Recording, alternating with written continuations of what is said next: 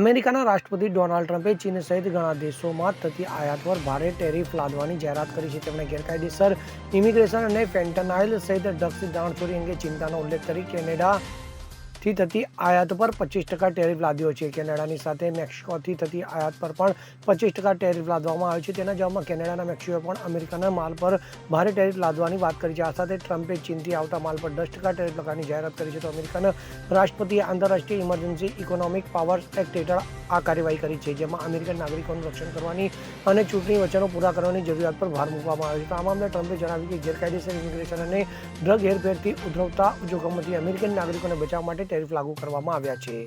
Bureau report CN24 news. હવે જુઓ દેશ દુનિયાની તમામ ખબરો તમારી આંગળીના ટેરવે. ઉઠાવો મોબાઈલ અને Google Play Store પરથી ડાઉનલોડ કરો અમારી CN24 ન્યૂઝ મોબાઈલ એપ.